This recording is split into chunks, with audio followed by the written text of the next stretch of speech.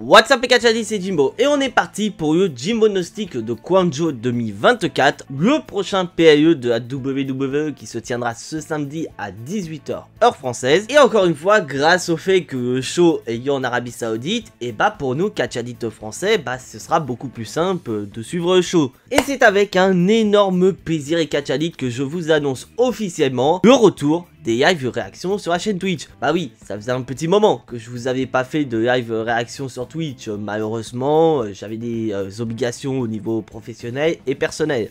Mais à cette fois-ci, je n'ai ni obligation professionnelle ou personnelle. Voilà, j'ai décidé de prendre ma journée exprès pour ça. Je serai présent en live réaction sur Twitch @Jimbo Wrestling. Donc je vous donne rendez-vous dans un premier temps à 15 h. On va réagir sur le dernier épisode de SmackDown. On va faire nos petits pronos. Et dès 18 h, on se retrouve avec l'équipe habituelle pour le live réaction de Guangzhou. Une carte de Guangzhou qui sort très clairement de l'ordinaire. Parce que Triple H, à chaque fois, pour les shows secondaires, il est habitué à nous proposer des cartes de 5 matchs. Et bah pas cette fois les Kachadites, puisque pour Guangzhou, Triple H a décidé de nous sortir une carte à 7 matchs. Ce qui peut laisser supposer que le show va durer plus de 3 heures. Ou tout simplement, il y aura des matchs qui vont pas durer très longtemps. Et quoi qu'il en soit, j'ai assez parlé Kachadites, c'est parti pour le Jimbo Gnostic de Guangzhou. Et comme tout Jimbo Gnostic qui se respecte, on va démarrer avec le match qui me hype le moins. Je pense que c'est probablement le match que vous attendez au moins de ce Guangzhou 2024. C'est bien évidemment le Fatal 4-Way pour les titres par équipe de Bianca Belair et de Jade Cargill. Parce que clairement, on sait tous pourquoi ce match est là. Bon, c'est bien évidemment pour qu'on ait un match au post-pipi entre deux excellents combats. Mais c'est surtout histoire de nous dire, bon, il faut faire changer les titres, donc on va utiliser les titres féminins par équipe qui ne servent qu'à ça. Parce que durant l'année, ça a servi qu'à ça les titres féminins par équipe. À chaque fois qu'on avait des shows secondaires, que ce soit Backlash, Clash at the Castle ou Bashimberien, bah ça a toujours été les titres féminins par équipe qui ont changé de main. Et en plus, là on est dans une situation où Bianca Belair et Jade Cargill peuvent très bien perdre les titres par équipe sans être mêlés au tombé final. Donc le scénario adéquat pour que Bianca Belair et Jade Cargill perdent les titres, mais d'un côté reste quand même protégé dans la défaite. Mais bon, je suis mauvaise langue, il y a quand même un point positif à noter dans ce match. Oui, il n'y a pas que de la négativité dans ce match. La WWE a essayé de nous rappeler qu'en tant que championne par équipe, Bianca Belair et Jade Cargill peuvent très bien défendre leur titre par équipe contre des équipes de Raw et de SmackDown,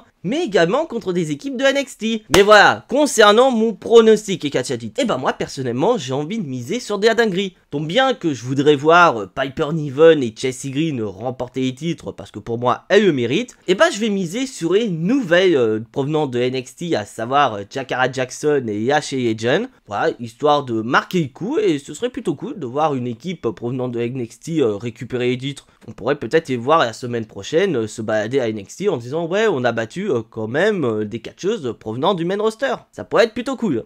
Après ça les Kachadites, on va passer aux 3 matchs qui selon moi ont le potentiel de voler la vedette. Et on va commencer très fort avec LA Knight, qui va défendre son titre des États-Unis, pas contre un mais bien 2 adversaires, à savoir Andrade et Carmelo Hayes. Bah oui, tout ça ce sont les conséquences des LA Knight, parce que souvenez-vous, la semaine dernière, lors du match 7 opposant Andrade à Carmelo Hayes, ce qui a poussé Nick Aldis à faire payer LA Knight en lui faisant défendre son titre de champion des États-Unis contre ces deux-là. Donc autant dire qu'on va avoir un match totalement dingue. Et personnellement, les 3 méritent de repartir de Guangzhou avec le titre de champion des États-Unis, parce que depuis un petit moment, Carmelo Hayes et Andrade, ils sont remis en avant, voire même un petit peu trop en avant, parce qu'à chaque fois ils étaient présents à SmackDown. D'un côté c'est normal, les mecs ils s'affrontaient dans un BO4, donc c'était assez logique qu'on les retrouve à SmackDown. Mais c'est vrai que pour moi j'aurais tellement voulu voir ce 7ème et dernier match entre les deux du côté Guangzhou. Mais voilà, ils sont quand même à Guangzhou et en plus ils affrontent LA Knight pour le titre de champion des États-Unis,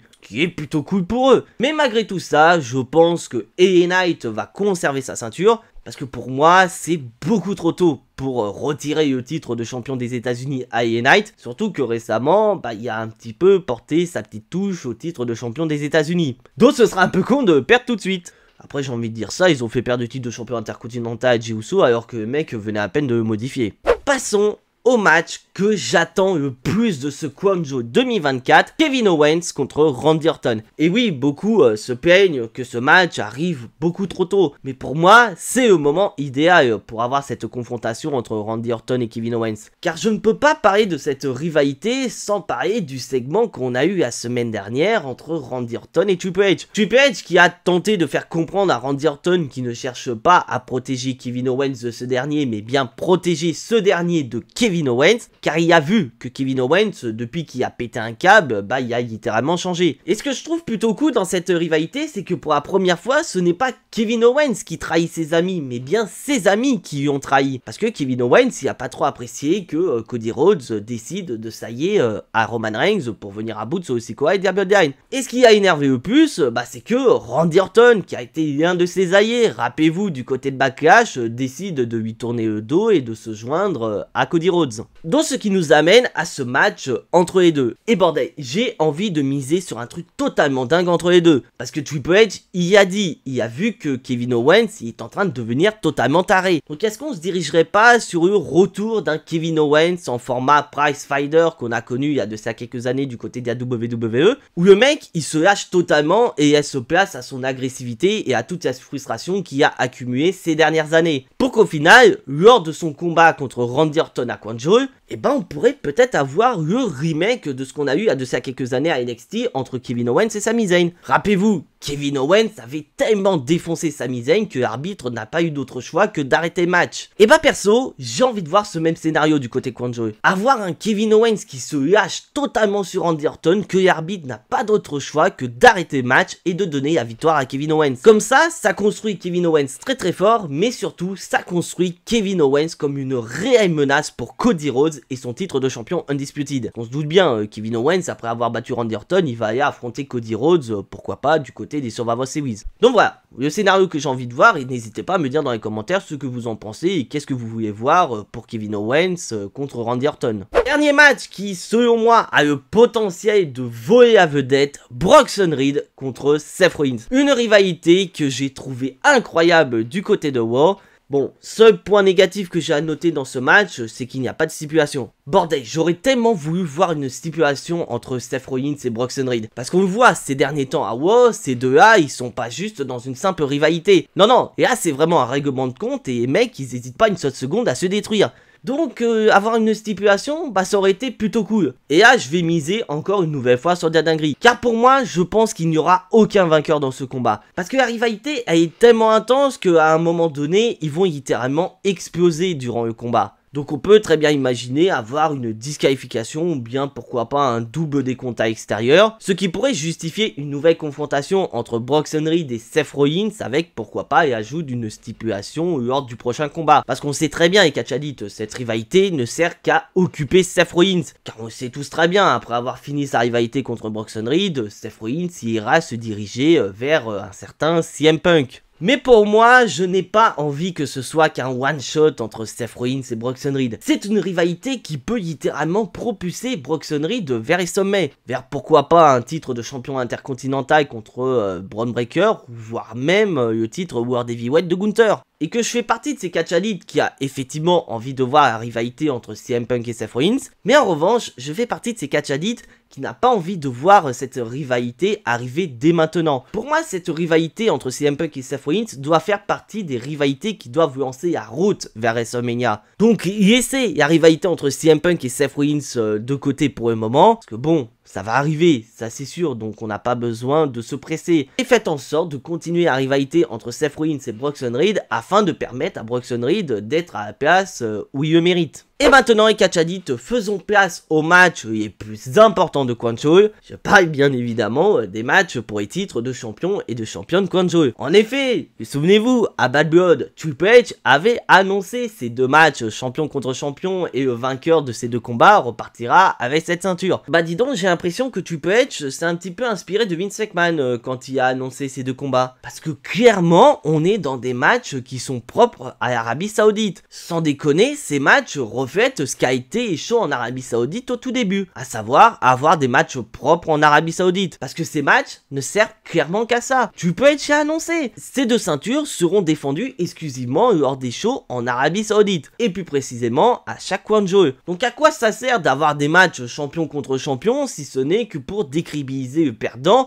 et au final celui qui gagne le combat bah, il va défendre le titre qu'une seule fois par an et ce titre sera mentionné peut-être qu'une ou deux fois aux États-Unis et va finir rapidement aux oubliettes. Ça me fait énormément chier parce que bon, parmi les deux matchs il y en a quand même un qui est digne d'un WrestleMania. Mais bon, on va commencer par le premier combat et comme vous le savez très bien, je suis très gagnant. Donc on va démarrer par le match féminin qui va opposer Nia Jax à Liv Morgan. Et je vais pas aller par 4 chemins et catch dit, pour moi, Nia Jax va remporter le combat. Alors certes, du côté de Liv Morgan, elle va pas forcément se faire défoncer. Je pense qu'il y aura des moments où elle va faire comme elle a fait avec Rhea Ripley, à savoir tenter de reprendre l'avantage, mais malheureusement, elle va se faire défoncer par Nia Jax. On peut laisser supposer qu'il y aura des interventions, comme par exemple Raquel Rodriguez ou encore Dominique Mysterio. Bon, Rhea Ripley, ça risque d'être plutôt compliqué parce qu'apparemment, sa blessure qu'elle a subie du côté de NXT serait une véritable blessure qu'elle a eue quelques temps avant. Mais voilà, on s'en fout tellement du combat que les projecteurs ne sont même pas braqués sur les deux championnes. Non, non, les projecteurs sont braqués sur une autre catcheuse qui n'est même pas liée à ce match. Enfin si, un petit peu quand même. Je parle bien évidemment de Tiffany Stratton et de Samaet Money in the Bank. Parce que là, Tiffany Stratton, elle est dans la meilleure des situations pour réaliser un cash-in. À savoir, les deux championnes qui décident de s'affronter et il y en aura forcément une qui sera totalement KO. Bon, si on suit la logique et si on suit le game plan de Nia Jax, Tiffany Stratton devrait cash in Samaet sur une Liv Morgan totalement KO. Donc en soi, c'est un bon plan pour Nia Jax. Parce que voir Tiffany Stratton utiliser Samaet sur Liv Morgan, bah c'est bénéfique pour elle. Elle ne risque pas de se faire trahir par sa copine. Mais c'est bien beau. Mais après tu racontes quoi si Tiffany Stratton réussit à cash in Samaet sur Liv Morgan? Pas rien du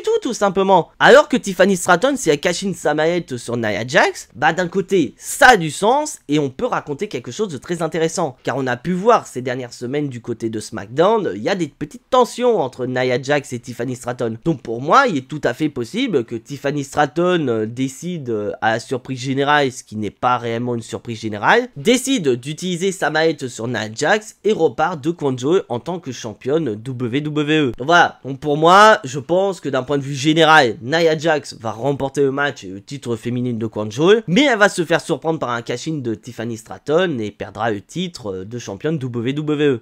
Ce serait plutôt une soirée assez dégueulasse pour Nia Jax. Et passons maintenant au deuxième match pour le titre masculin de Kwanjo, une affiche totalement dingue entre Cody Rhodes et Gunther. Et bordel WWE, je vous en veux tellement d'avoir gâché cette affiche. Parce que ok, Cody Rhodes, Gunther, ça reste une affiche totalement dingue. Et je vais pas me gêner pour dire que cette affiche est digne d'un main event de WrestleMania. Mais le gros problème, c'est qu'à WWE, déjà d'une, nous a forcé cette rivalité et a surtout décidé de mettre le titre Kwanjo en jeu entre les deux. Donc on est dans un format où la WWE, c'est un petit peu tirer une balle dans le pied. Parce que là, c'est pas juste des champions qui vont s'affronter. On parle quand même des champions les plus over à l'heure actuelle à la WWE. On a d'un côté Cody Rhodes qui a battu Roman Reigns à WrestleMania 40 et depuis sa victoire, il est totalement invincible. Et de l'autre côté, on a un Gunther qui, depuis qu'il a récupéré le titre de champion World Heavyweight des mains de Damien Priest à SummerSlam, bah il est sur une ascension tout à fait phénoménale. Donc le problème, c'est que faire perdre un des deux catcheurs clean, bah c'est plutôt lui desservir. Donc on sait très bien ce qui va se passer, la WWE va jouer sa carte piège. À savoir la carte piège de overbooking. Et quand on parle d'overbooking, on parle bien évidemment d'intervention. Et autant dire qu'on peut avoir des interventions aussi bien contre Gunther que contre Cody Rhodes. Mais bordel, je ne veux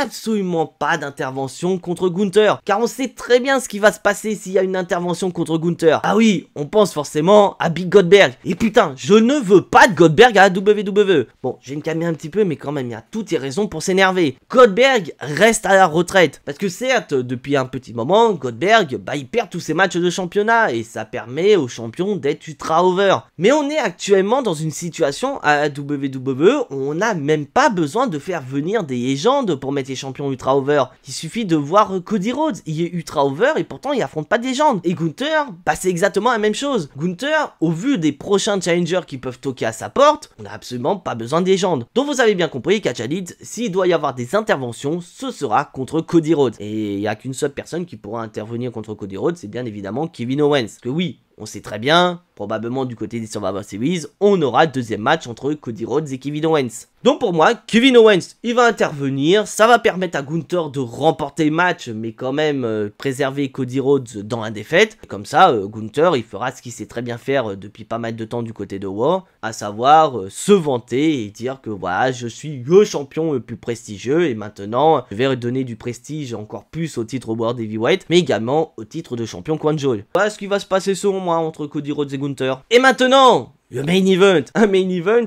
qui a été spoilé par la WWE avant même que SmackDown arrive. La Bloodline originale de Roman Reigns, Jey Uso et Jimmy Uso contre la Bloodline de Solo Sikoa. Pour le moment, on ne sait absolument pas qui seront les membres de la Bloodline de Solo Sikoa qui vont combattre la Bloodline de Roman Reigns. Mais pour moi, je pense que ça va être Jacob Fatu, Tama Tonga et Tanga Loa, et Solo Sikoa, il va rester aux abords du ring. Bah oui, on va pas faire catcher le chef tribal, il va rester aux abords du ring pour donner des ordres et pourquoi pas intervenir quand cela sera nécessaire. Bon, je vais pas revenir sur ce match, vous avez vu, il y a de ça quelques temps, j'ai sorti pas mal de vidéos qui traitent de ce sujet, mais pour moi, c'est clair et net, la Bloodline de Solo Sikoa doit remporter le combat, car pour moi, c'est une victoire plus que nécessaire pour Solo Sikoa et sa Bloodline pour qu'ils soient présentés comme la réelle menace qu'ils doivent être, et puis surtout, si on veut justifier un potentiel match retour au Survivor Series dans un Wargames match. Mais pour moi, le plus important, ce ne sera pas la victoire de Solo Sikoa et de la Bloodline, c'est bien évidemment et après-match, car on va encore nous souligner le fait que comme ils sont en supériorité numérique, Solo Sikoa et la Bloodline vont défoncer Roman Reigns, Jimmy Uso et Jey Uso, et comme on est en Arabie Saoudite et qu'il y a un petit catcheur d'origine canadienne qui est présenté comme chouchou des fans saoudiens, et surtout que depuis le dernier épisode de WoW, ce catcheur canadien est au centre de toutes les intentions, que ce soit du côté de la Bloodline de Roman Reigns ou encore la Bloodline de Solo Sikoa. Je parle bien évidemment de Sami Zayn, car je pense c'est ce qui va arriver, Catchalid. Sami Zayn va débarquer sous une pop incroyable du public saoudien. Il va venir à la rescousse de Roman Reigns, Jimmy et Jey Uso, faire fuir la Bloodline, mais je pense qu'on n'aura pas cette réunification entre Sami Zayn et Roman Reigns. Je pense que Sami Zayn, il va se barrer comme ça, sans rien dire, histoire de nous faire languir un tout petit peu, pour qu'au final, on ait Roman Reigns qui décide de prendre la décision la plus importante pour lui et pour sa Bloodline, accepter Sami Zayn au sein de sa Bloodline, mais pas en tant que membre honoraire de la Bloodline, mais bien en tant que membre de la famille, en tant que membre